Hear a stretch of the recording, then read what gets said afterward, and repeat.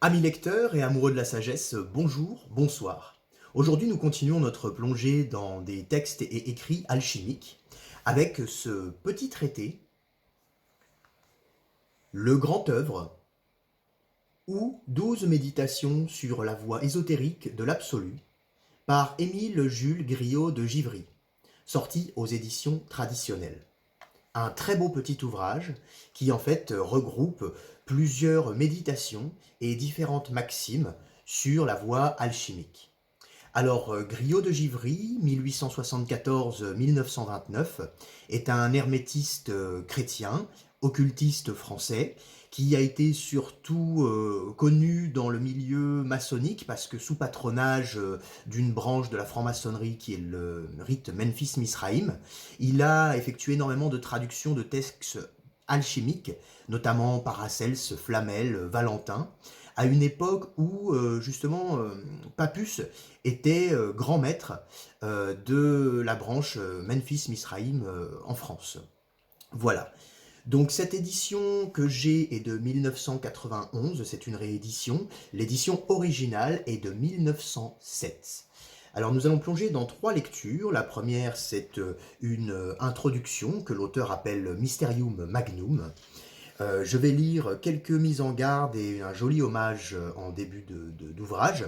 Je vais lire les trois premières méditations sur les 12 et une forme d'épilogue de l'ouvrage. Commençons tout de suite.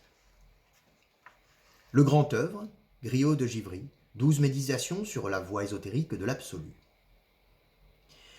Sapientes abscondunt scientiam.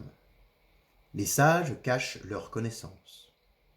Qui revelat mysteria ambulat fraudulenter. Celui qui révèle les mystères marche dans la fraude. Proverbe 10, 14. Fermez les bouches, clôturez les bouches. Traduction du papyrus magique, Harris. Ob memoriam patris mei servandam feralem anc stellam erecti. Post varias ac prolixam Marie terraque peregrinationes ad patriam transivit requiescat, resurrectionem expectans in pace Christi. Pour préserver la mémoire de mon Père, j'ai élevé et servi son étoile. Après de nombreux voyages par mer et par terre, il a traversé jusqu'à son pays. Qu'il repose en paix en attendant la résurrection du Christ. In te domine speravi, non confundar in aeternum. J'ai confiance en toi, Seigneur. Je n'aurai pas honte dans l'éternité. Le Mysterium Magnum. Au-dessus de nous, dans les sphères éternelles d'où émanent la lumière et la vie, règne le mystère, insondable et splendide de l'absolu.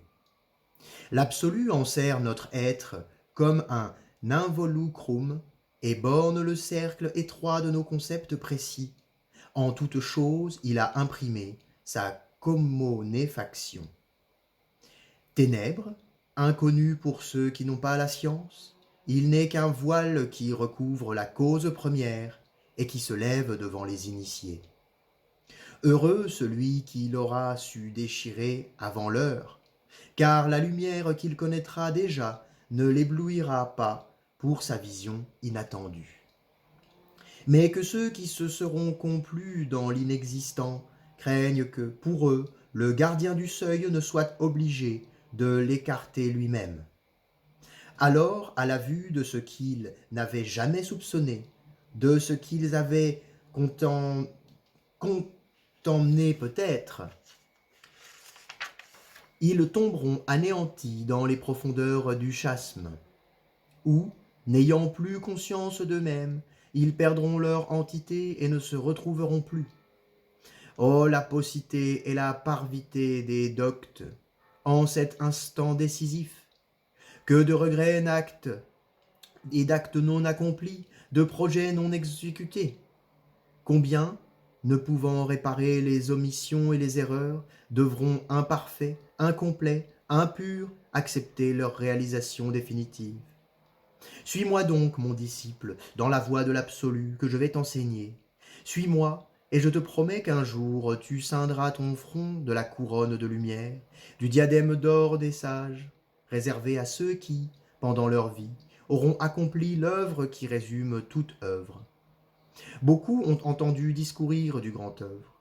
Quelques-uns se proposent de s'y adonner, mais bien peu en abordent la question. Tous se disent, plus tard quand nous aurons conquis le loisir et le calme. Mais le loisir et le calme ne viennent jamais, tandis que l'absolu te réclamera sans faute, puisque tu émanes de lui.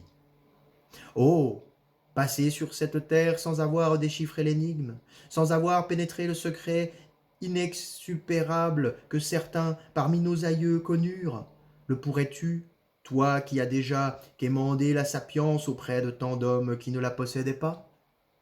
Le grand œuvre, vocable prestigieux, fulgurante splendeur. D'aucuns, dans les âges écoulés, auraient donc contemplé cette merveille, l'auraient possédée intégralement, et toi, tu la laisserais, inexpliquée dans les livres?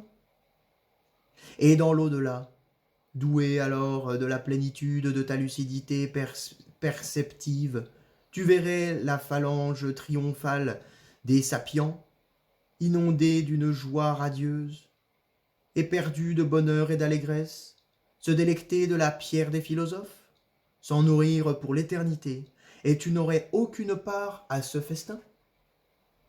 Et tu entendrais les blanches théories des initiés te crier comme Dante: Guai a voi anime prave, non isperate mai veder lo cielo. Malheur à vous, mauvaises âmes, qui espérez, mais ne verront jamais le paradis.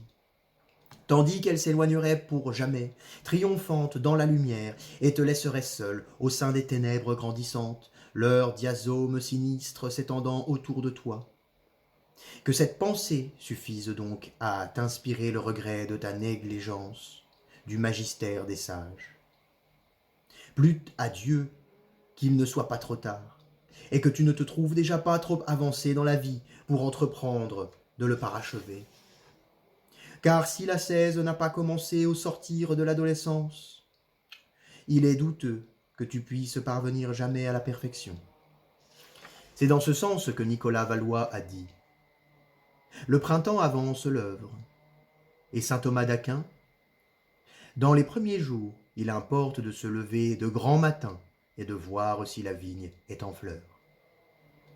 Applique donc, toi, sans retard, et avec la bénédiction de Jésus-Christ, à sa mathèse et à son admission.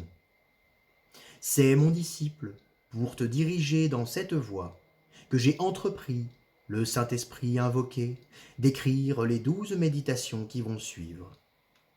Laos, adieu.